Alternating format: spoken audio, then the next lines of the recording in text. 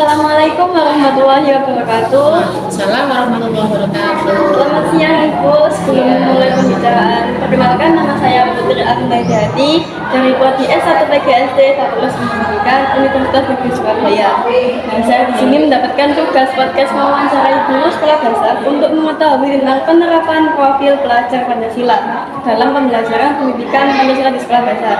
Pada hari ini saya bersama seorang guru yang akan berbagi kepada kita tentang implementasi profil pelajar Pancasila dalam pembelajaran pendidikan Pancasila di sekolah dasar. Di sini saya bersama guru dari SDN Keluarga Gede dari Kabupaten Lamongan. Dipersilakan untuk Ibu memperkenalkan diri. Terima kasih. Assalamualaikum warahmatullahi wabarakatuh. Perkenalkan, nama saya Butati Ningsih. Saya mengajar di SDN Keluarga Gede, Kecamatan Turi, Kabupaten Lamongan. Saya pegang kelas 2 untuk tahun 2022-2024 yang kebetulan pertama kali mengikuti kurikulum Merdeka. Terima kasih. Boleh saya tanya nih Bu, setelah berprofesi sebagai guru, Ibu menempuh pendidikan di mana aja ya?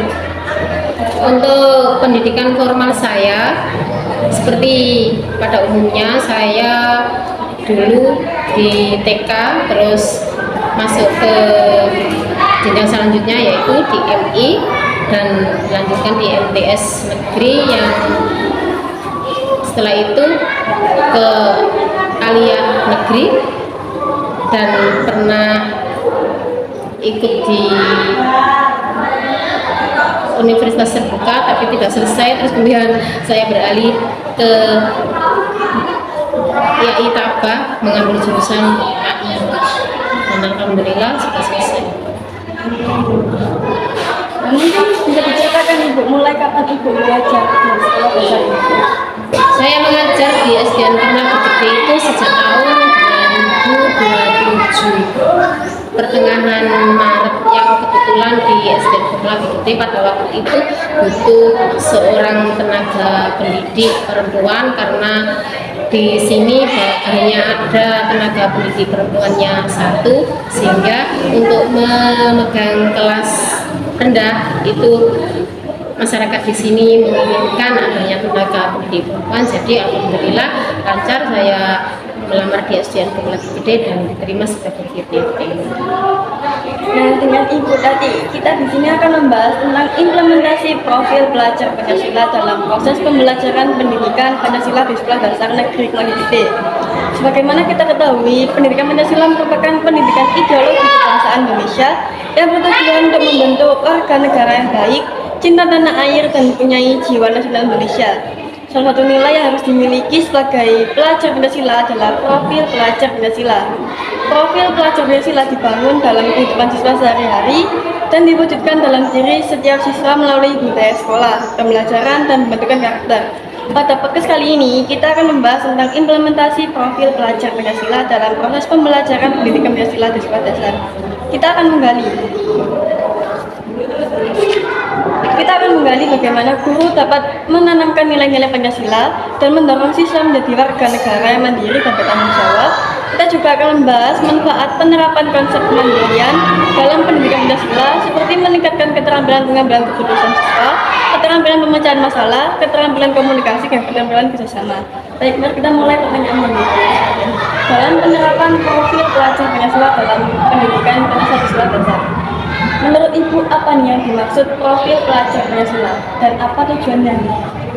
Profil pelajar Pancasila atau yang kita kenal dengan P5 disingkatan dari Proyek Penguatan Profil Pelajar Pancasila adalah merupakan salah satu upaya untuk menerapkan nilai-nilai Pancasila yang sudah diajarkan kepada siswa di sekolah agar bisa diimplementasikan atau di kehidupan nyata itu bisa diwujudkan dengan wujud budi pekerti yang baik, bergotong royong, bisa bersosialisasi masyarakat yang baik dan hidup berkelanjutan dengan kesejahteraan yang diprogramkan oleh pemerintah itu tercapai. Dalam artian diharapkan anak-anak yang sudah mengampu P5 terutamanya setelah usai menempuh pendidikan seyogyanya itu bisa mandiri. Dalam artian di sini anak-anak tidak tergantung untuk memenuhi kebutuhannya kepada orang lain. Misalnya kita menerapkan kepada siswa untuk kebutuhan pribadi seperti sehari-hari mandi, pakaian, menyiapkan makannya, belajarnya. Anak-anak dibiasakan untuk mandiri, bisa menyiapkan tanpa tergantung kepada orang lain. Sedikit demi sedikit anak-anak bisa meringankan beban orang tua. Kalau itu sudah dipraktekkan, maka anak-anak kedepannya akan bisa bertanggung jawab kepada dirinya sendiri, sehingga upaya kurikulum yang disampaikan oleh pemerintah bisa tercapai dan terwujud. Dan P5 di sini sangat bermanfaat karena sejak dini anak-anak sudah dibiasakan dan dikenalkan tentang apa yang ada dalam capaian P5, ada kebinekaan, kewirausahaan, dan lain-lain, kegotong royongan. Itu bisa dibuat bekal bahwa kedepannya itu kita sebagai manusia seutuhnya itu tidak bisa hanya tergantung kepada orang lain, tapi kita bisa berdiri di atas kaki kita sendiri dengan bekal pendidikan yang dicanangkan pemerintah itu bisa ditempuh dengan maksimal. Nah, dari pengertian dan juga tujuannya nih Bu, menurut Ibu apa nih manfaat dari penerapan profil Pancasila? Tujuannya adalah menggali potensi dari anak-anak. Setiap individu itu punya karakter yang berbeda, punya bakat yang berbeda, dan kemauan yang berbeda pula. Jadi dengan P5 maka nanti akan diketahui kemana kemampuan anak tersebut dari masing-masing individu.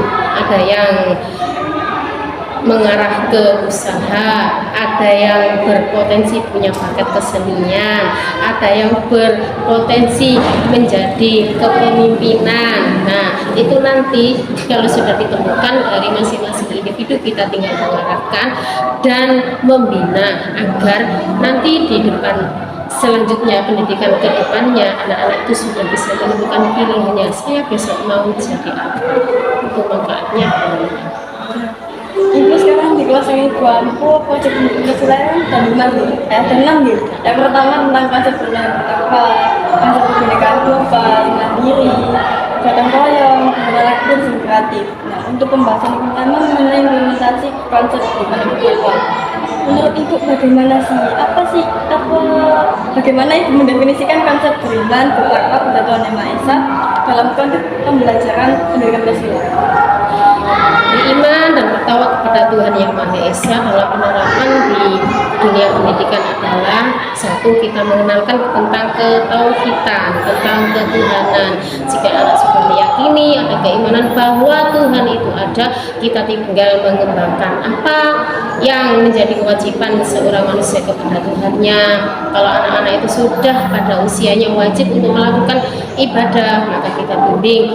Tentunya kita di sini sebagai umat Islam, pengenalan tentang sholat, tentang puasa, rukun Islam, rukun iman itu kita terapkan dengan pembiasaan sehari-hari. Sebelum belajar kita ada doa, ada sholat duha, ada sholat berjamaah, untuk sholat duhurnya bagi yang kelas tinggi. Terus untuk anak-anak berbagi, kita kenalkan dengan istilah infak, ada jariyah, ada sumbangan, ada membantu yang kena musibah. Jadi itu nanti akan menguatkan iman dan takwa kepada Tuhan Yang Maha Esa dari kebiasaan secara religius. Nah, menurut Ibu ini contoh yang harus diterapkan di SDNIP dalam proses pendidikan apa ini apa aja? Yang sudah diterapkan kebiasaan belajar setiap hari adalah satu, pembacaan surat-surat pendek sebelum masuk kelas diawali dari jam 6.30 sampai jam 7.00 surat juz 30. Terus setelah itu kita ada jaga regol untuk sopan-santunnya anak. Setiap anak yang datang kita tunggu, kita sambut dengan bersalaman, menerapkan budi pekerti, pembiasaan sholat duha sebelum pelajaran dimulai jam 7, kita 15 menit diluangkan waktu untuk pembelajaran sholat duha. Itu yang setiap hari dilakukan di SDN. Apa saja nih faktor pendukung yang menghambat dalam penerapan profil pelajar Pancasila? Untuk faktor pendukungnya, alhamdulillah di SD kami semua fasilitas dan sarananya hampir terpenuhi. Di sini dekat dengan musola karena di SD kami belum punya musola, maka musola di tetangga sebelah itu dimanfaatkan. Terus untuk kelasnya, alhamdulillah kelasnya ruangnya juga lebar, jadi kita kalau mau ada kegiatan kita sisihkan ruangannya, misalnya praktek sholat itu bisa langsung di kelas dengan alas tikar. Nah, terus untuk penghambatnya adalah paling utama itu kedisiplinan anak. Kedisiplinan anak di sini masih dalam pendampingan karena untuk pembiasaan itu tidak serta-merta butuh waktu. Jadi anak-anak perlu kegiatan kontinu dan pengawasan yang ekstra agar bisa tertib untuk melakukan. Itu hambatannya dari lingkungannya di sini. Alhamdulillah support dari orang tua dan paguyuban itu sangat antusias, jadi kami bisa melaksanakan kegiatan tersebut dengan maksimal. Hanya butuh ketertiban saja dari anak-anak. Bagaimana cara memastikan penerapan profil pelajar Pancasila tiga dimensi ini relevan dan kontekstual dengan kehidupan sehari-hari? Itu nanti bisa dijabarkan dalam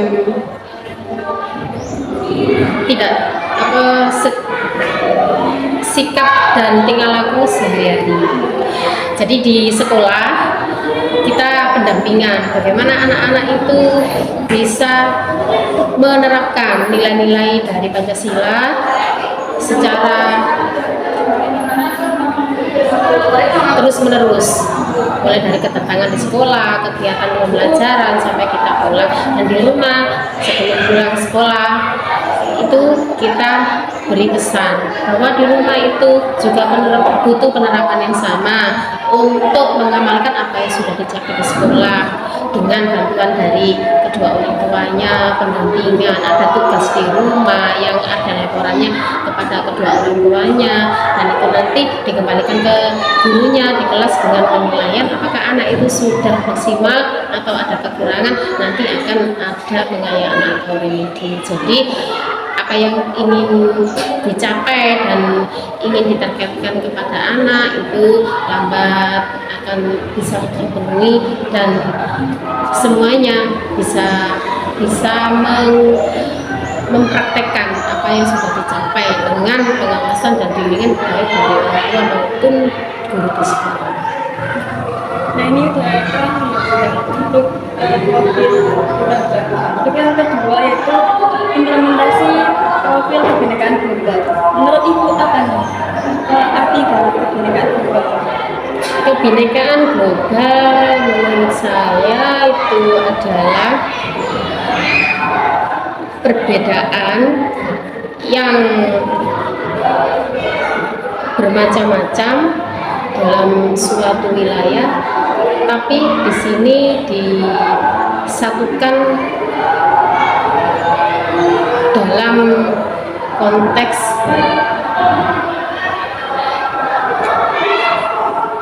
kesatuan bahwa kita itu meski berbeda-beda tapi tetap satu tujuan, satu tanah air, satu bangsa. Meskipun berbeda suku, berbeda wilayah, berbeda kebudayaan, keanekaragaman, tapi kita punya satu tujuan bahwa kita berbangsa satu, bangsa Indonesia. Dengan modal perbedaan itu kita menjadi kuat karena kita mempunyai modal yang bermacam-macam dari berbagai sumber daya, dari SDM-nya, baik sumber daya alamnya, itu nanti kita buat saling mengisi. Ada kekurangan diisi oleh yang punya kelebihan, jadi saling menutupi kekurangan masing-masing, sehingga dalam satu kesatuan kita akan menjadi pribadi yang utuh. Karena di sini kita akan menuju satu, yaitu bangsa yang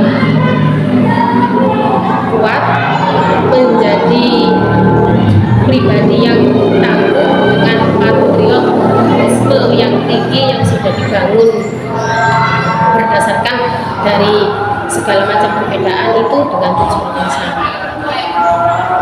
Terus bagaimana cara Ibu menciptakan budaya sekolah yang mendukung konsep kebinekaan?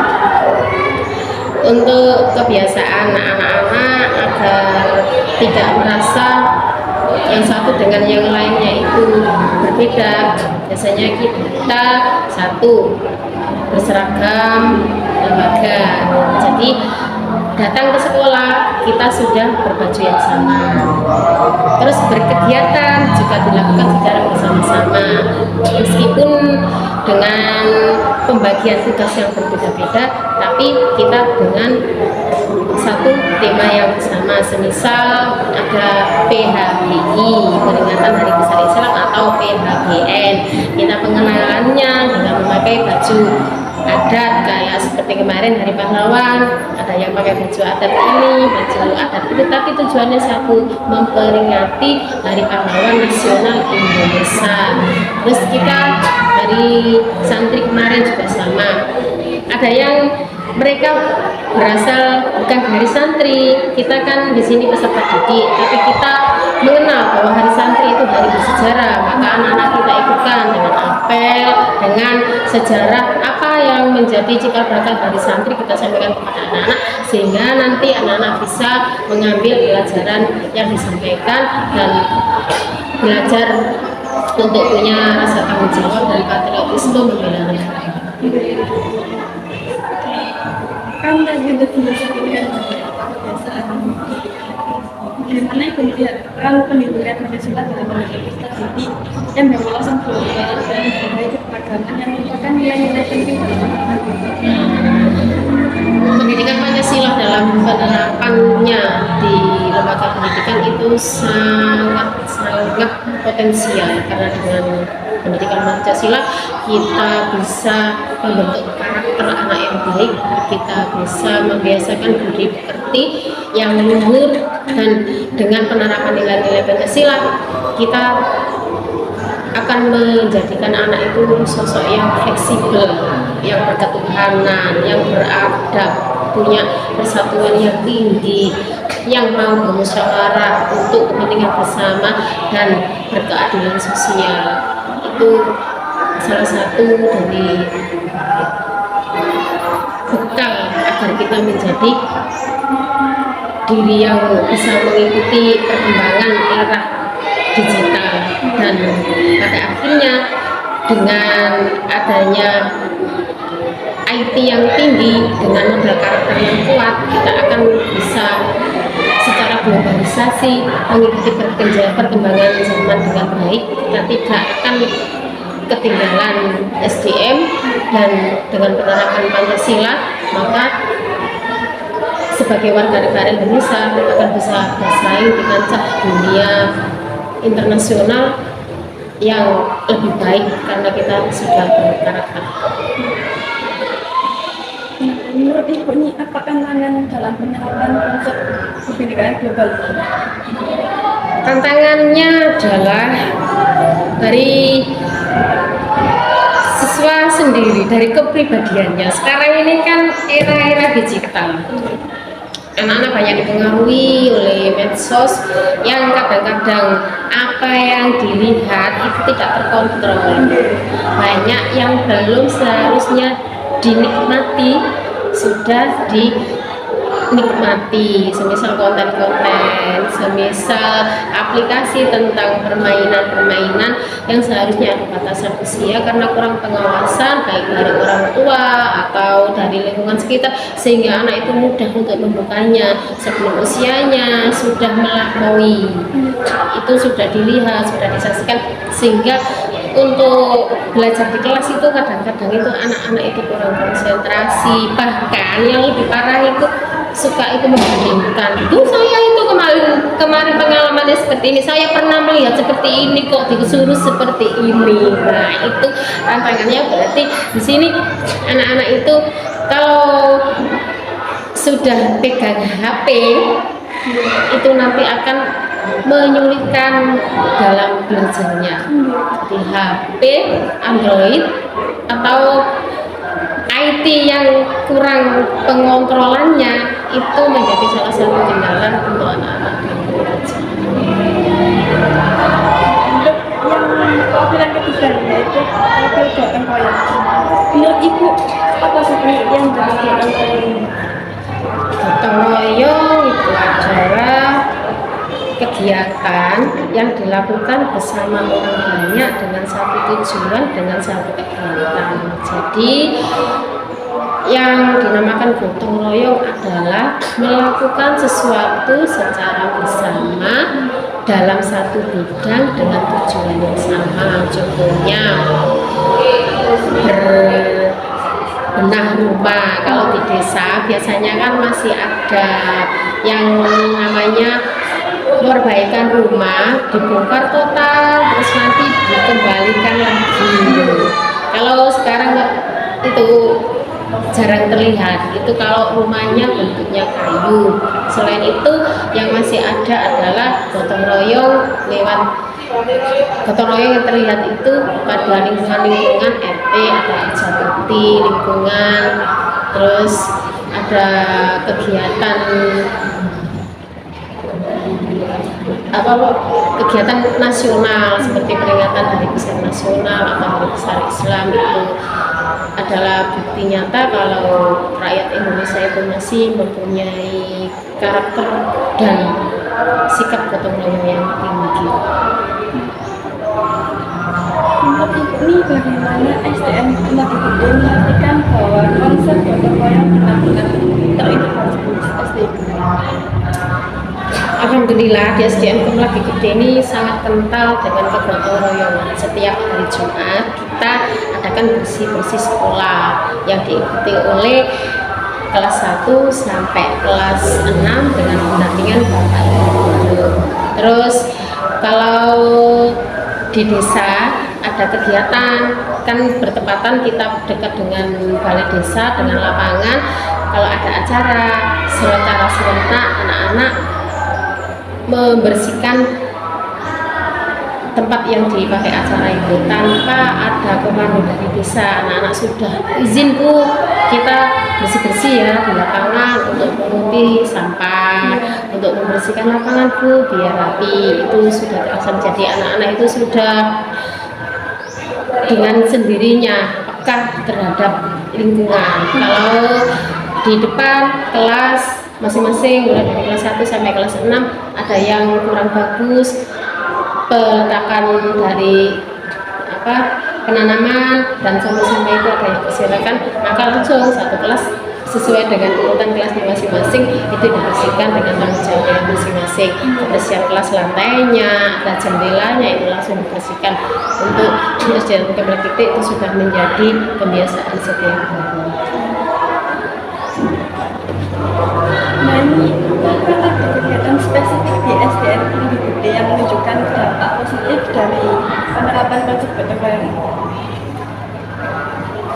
Yang sangat terasa itu adalah kedisiplinan. Dengan berawal dari gotong royong sudah menjadi kebiasaan setiap hari, akhirnya anak-anak itu sadar diri. Sampah yang ada di sekitar mejanya, tempat duduknya, tanpa disuruh sudah diambil, dibawa ke tempat sampah. Atau pas ketika kita mau beres-beres, mau pulang, tengok, ada apa nak? Ini Bu ada sampah. Oh iya, langsung nanti dibawa sekalian ke tempat sampahnya, terus cuci tangan, baru kita pamit bersalaman. Dan itu sudah berawal dari sejak kelas rendah. Jadi untuk kelas tinggi kita tinggal melanjutkan, dan pengawasan berawal dari gotong royong itu anak-anak sudah tidak nyaman jika lingkungannya tidak bersih. Maka dengan keadaan seperti itu, anak-anak sangat mudah untuk diarahkan, yuk kita kerja bareng, kita gotong royong bersama-sama tanpa ada keluhan.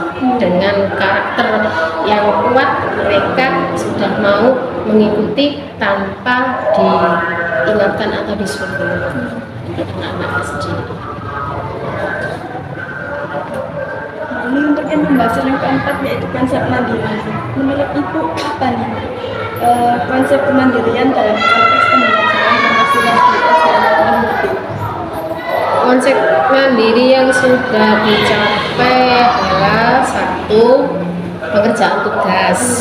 Setiap anak ada tugas individu, contohnya ulangan harian atau UTS, itu anak-anak sudah berani untuk berkarya sendiri tanpa tengok-tengok. Dari awal kan sudah ditekankan, ini tugas adalah untuk diri kalian, bukan untuk kerjasama. Itu sudah. Terus kalau ada tugas prakarya untuk menggambar atau kita membuat karya sejenis lainnya, anak-anak itu sudah bertanggung jawab. Jadi kemandirian yang dicapai itu adalah pemenuhan kebutuhan dari anak-anak bisa dilakukan sendiri, kecuali hal-hal yang berat itu masih butuh pendampingan sesuai dengan umurnya. Mulai dari kelas 1 sampai kelas 6, kemandirian itu sudah terlihat setiap hari. Dan berangkat sekolah mulai dari kelas 2 itu sudah berangkat sendiri, meskipun wilayahnya agak jauh, tapi anak-anak itu sudah ada keberanian. Dan di depan kelas kan sudah, di depan sekolah ada yang menyeberangkan bulan jalan raya, jadi orang tua tidak merasa khawatir, sudah ada petugasnya. Ketika pulang tinggal dijemput, atau yang kelas 1 itu masih diantar tapi ditinggal, terus ibunya kembali pulang nanti menjemput setelah selesai pembelajaran. Untuk kelas yang lainnya sudah berangkat dan pulang sendiri tanpa ada pantauan dari orang tuanya. Akan menciptakan lingkungan pembelajaran mandiri. Apakah SDN Lebih Gede ini menerapkan metode atau strategi yang khusus dalam penerapan belajar mandiri ini? Untuk metode khusus penerapan pembelajaran mandiri itu tidak ada.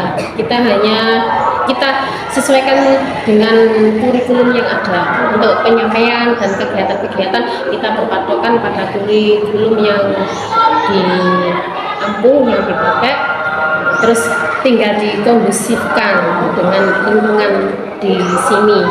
Misalnya di sini tuh pembiasaannya apa, itu yang kita gali. Jadi potensi kearifan lokalnya itu yang kita kuatkan kepada anak-anak agar tidak hilang karakternya.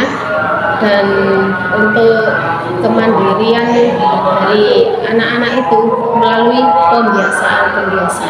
Jadi setiap harinya berulang-ulang tetap kita dampingi, kita ingatkan. Kalau sudah dilaksanakan terus-menerus continue kita ingatkan, dengan itu ditingkatkan. Yang kelima itu implementasi konsep pengenalan kritis. Menurut Ibu apa nih arti dari pengenalan kritis itu sendiri? Kurang jelas? Itu bagaimana Ibu mendefinisikan konsep pengenalan kritis? Bernalar kritis. Bernalar kritis adalah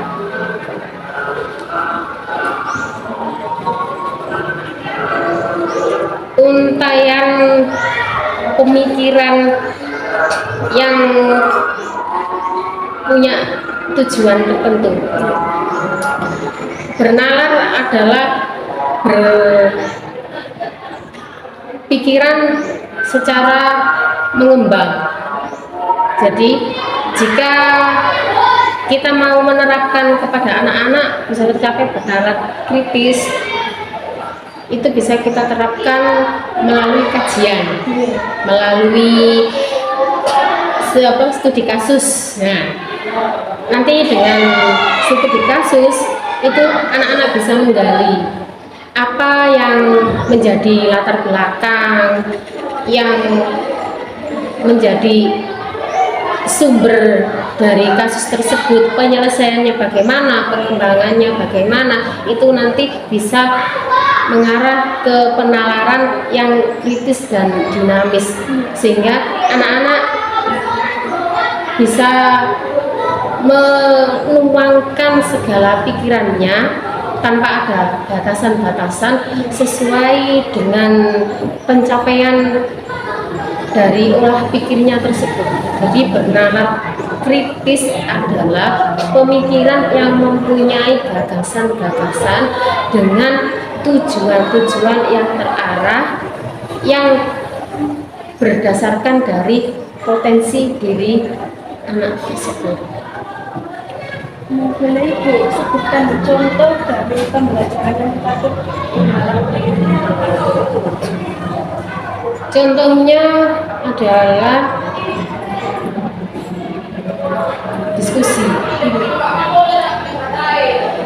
Dengan kegiatan diskusi nanti akan memancing anak untuk mau mengungkapkan pendapatnya dan memberikan tanggapan dari pendapat teman-teman diskusinya, sehingga yang menjadi temuannya nanti bisa dimusyawarahkan, bisa didiskusikan bersama dengan pendapat-pendapat yang berbeda, nanti akan tercapai suatu kesimpulan, sehingga nalar yang tertuang dari pemikiran dari anak-anak itu lewat diskusi akan muncul.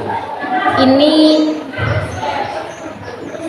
problem yang ada nanti akan muncul dari diskusi itu bagaimana solusinya. Jadi dengan jalan diskusi anak-anak itu bisa menumbuhkan untuk bernalar dengan kritis dan akan membiasakan anak-anak berpikir secara rasional, jadi tidak hanya emosional. yang terakhir, implementasi pada konsep yang kreatif. Menurut Ibu ini apa nih arti dari kreatif itu sendiri? Kreatif adalah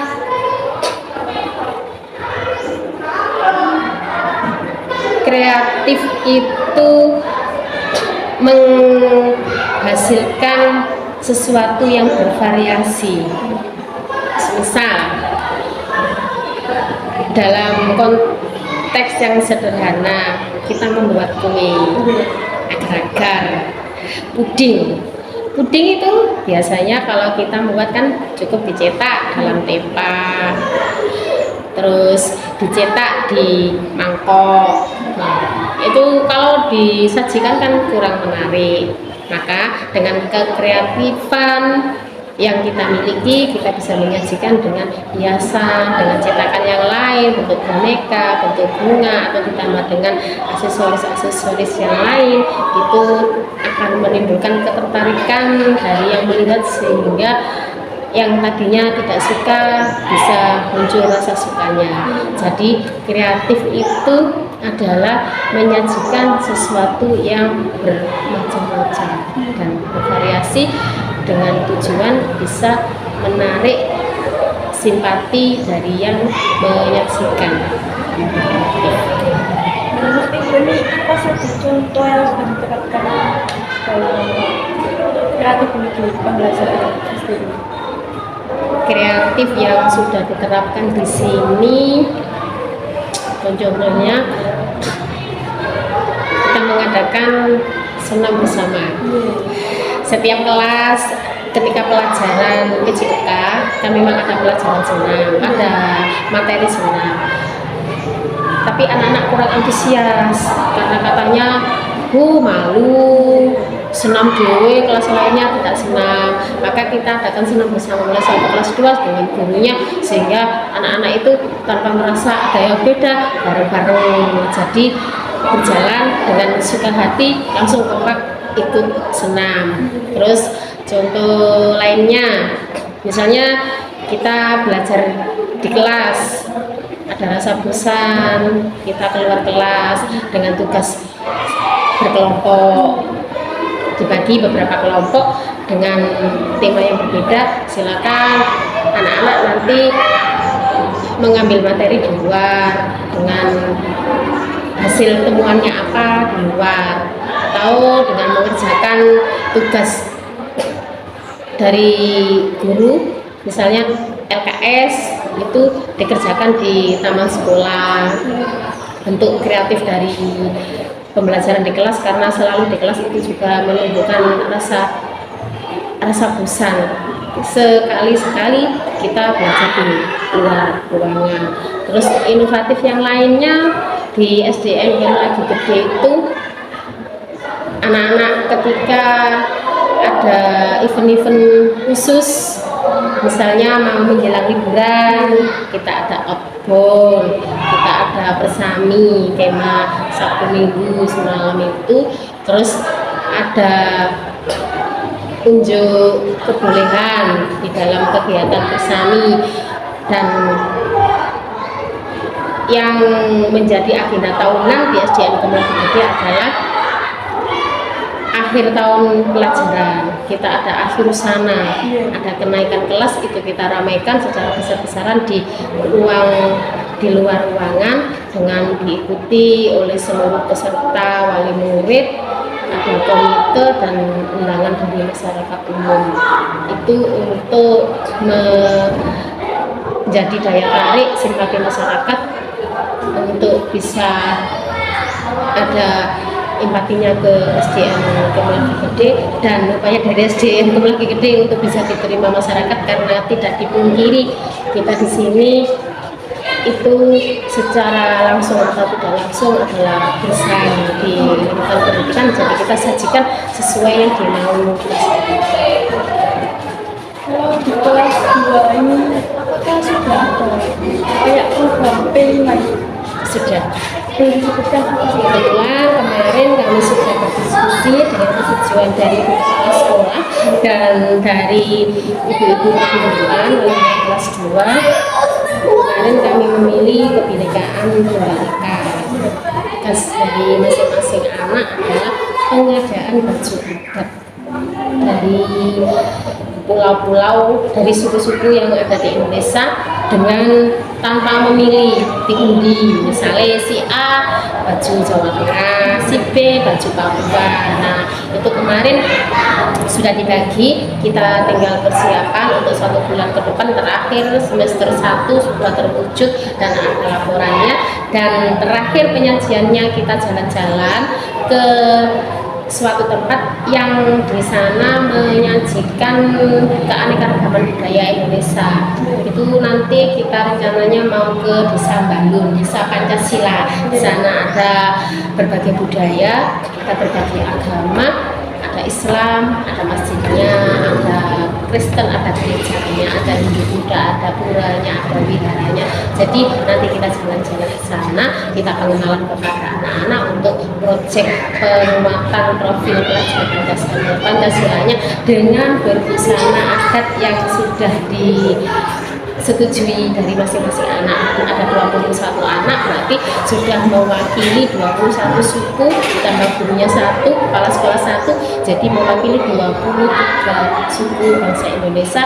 Sudah cukup untuk pengenalan anak-anak sebagian dari budaya Indonesia yang menunjukkan keanekaragaman, tapi kita tetap dalam satu wadah, yaitu Bhinneka Tunggal Ika. Ya, sudah diselesaikan.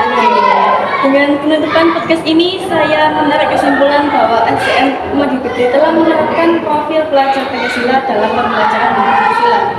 Terdapat 6 konsep dalam profil pelajar Pancasila, yaitu beriman dan bertakwa, bergotong royong, mandiri, pendidikan global, dan kritis dan kreatif telah diterapkan dalam setiap aspek kegiatan dalam proses pembelajaran. Dari wawancara dengan Ibu Tati yang merupakan salah satu guru dari SDN Kemlaki Gede, saya menyimpulkan bahwa 6 konsep tersebut diintegrasikan dalam setiap aspek pembelajaran. Yang pertama yaitu konsep beriman dan bertakwa, tidak hanya menjadi nilai, melainkan juga menjadi fondasi spiritual yang memperkuat karakter siswa. Yang kedua, berkebinekaan global terwujud dalam pengajaran yang memahami dan menghargai keanekaragaman budaya serta pandangan dunia. Yang ketiga yaitu gotong royong, bukan sekedar konsep, namun sebuah praktik sehari-hari yang terwujud dalam kepedulian siswa terhadap sesama. Yang keempat, konsep mandiri, bukan hanya sebagai keterampilan, melainkan pembelajaran untuk menjadi individu yang mampu dan bertanggung jawab.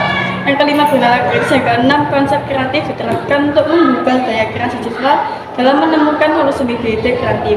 Dengan demikian, sekolah tidak hanya menjadi tempat belajar, tapi juga ruang di mana siswa dibimbing untuk memahami, menghargai, dan menerapkan nilai-nilai Pancasila dalam kehidupan sehari-hari mereka.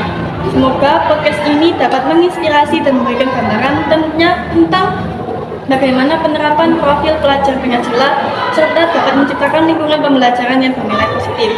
Terima kasih kepada Ibu yang sudah berkenan menjadi narasumber pada podcast ini. Saya mohon maaf kalau sudah mengganggu waktunya Bu atas pertanyaan yang luar biasa banyak ini, dan apabila ada salah perbuatan saya mohon maaf sebesar-besarnya. Terima kasih Nggih. Mohon maaf ada kata-kata buat menggugah semangat pelajar Pancasila ini. Oke, terima kasih.